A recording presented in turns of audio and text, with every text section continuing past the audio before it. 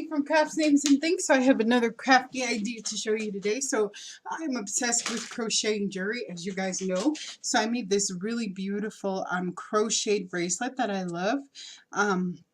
This was the yarn that I really wanted to use. I kind of wanted to make like a fall style, and I like to include beads in mine. You can absolutely do it without beads and it looks awesome. This is with 2 strands of yarn, but I wanted to make it just with one, and I have just a little bit left of this kind of different color ribbon, just the last little bit, so it kind of has different colors in it.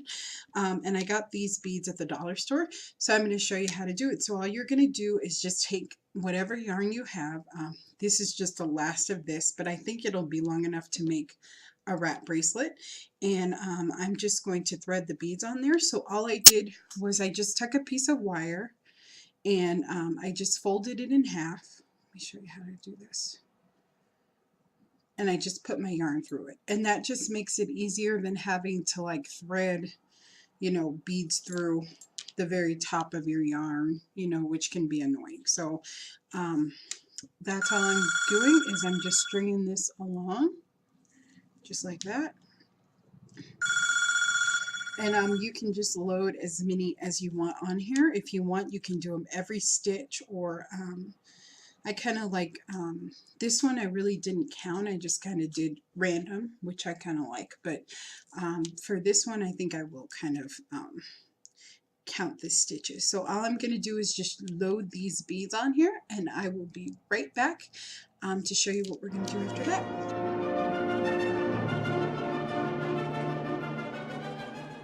Okay guys, so we have that done, that part done. So I just did my chain. So it's very colorful, very beautiful. I love using that kind of yarn. So what you're going to do is now we need to make a buttonhole. So what you're going to do is you're going to make a buttonhole, you're just going to hold your button up to your chain. So I did my last stitch, right? And then I'm going to kind of gauge where I think I should go into my chain in order to create a buttonhole. So I think you don't want it too tight, but you don't want it too loose. So all I'm going to do is I'm going to actually go into my chain. So I'm going to go right there. Okay, right into my chain. Just like that. And I'm going to take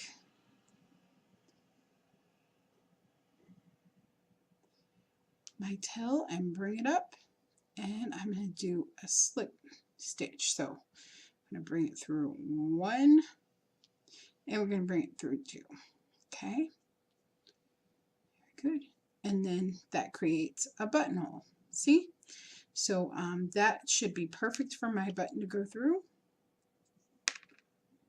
Might be a little loose. So if it is a little loose, then all you're going to do is you're just going to take it out very, very easily. So you'll just make sure you don't lose your loop, and then you'll just kind of pull it, and then that takes care of it. That makes it nice and even again. So I'm going to go with the stitch right next to it, right above it. That's the stitch that I'm going to use, and I'm going to create my slip stitch. So I just went into my chain, and then I'm going to bring this around. And you could do this for necklaces, you can do it for anything, and it's very easy. So I put 1 stitch on there, and I'm going to go through 1 and through 2. Okay. And that seems like that's a better buttonhole. So there's my buttonhole there. That should work fine. Okay.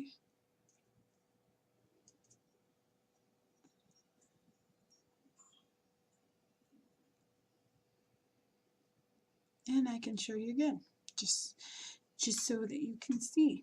Okay, so we'll kind of pull that apart. We'll put it on there. So I have 2 on there. Just gonna do a slip stitch, so 1 and 2. Okay, and so that's going to be my buttonhole. Okay, and then so that should be perfect for my button. Now I'm going to do another slip stitch right next to the stitch next to it. Okay, so oops, so I'm just going to go into this stitch right here. Okay, and I'm going to do another slip stitch. So 1 and 2. Okay, just like that. And that gives me a buttonhole, just like that. And then I'm going to go into one more stitch, just like that. So I'll do the one right under that, and we'll do another one. So we'll do 1, and we'll do 2. Okay, and then I'm going to chain 1. So, alrighty.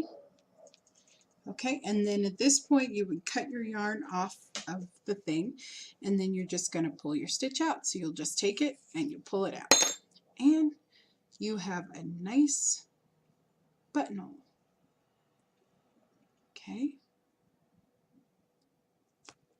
just like that. So now I can push that button through, and it's not too tight, but it's not too loose. Okay, so there's my little buttonhole. Okay, so now on this opposite end, we're gonna actually take this part of our thread, and I should have left a longer tail, but I didn't. And we're gonna thread it on a yarn needle. Okay, so I just have yarn needles. I got these from Walmart. They're like no money at all. They're a little big though, so could probably use just tapestry, or if you have one that has a big eye is fine. So I just thread mine easily by just putting the wire through. That's just my preferred way of doing it. Okay, so then I'm going to grab my button just like that, and I'm going to bring it through. Okay, and I'm going to actually sew it onto the stitch, sew it onto my chain. So just bring it through. So I brought it through one end, and then I'm going to take this end here, and I'm actually going to attach it to my chain. Okay, and I'm going to bring that through. So we're just going to bring that through just like that, and then I'm also going to go in the other way. So I'll just hang on to a stitch, and I'm going to let it go through the other way. There should be just enough room. Okay. Alrighty, and we'll go through once more. Again, making sure that it goes through the stitch. Okay, just like that. Okay, and then what I like to do is I'm going to tie it off just a couple times just to make sure that it stays on there. 1 and 2. Okay, good. Okay, righty, and then I'm just going to and you want to make a square knot, so over,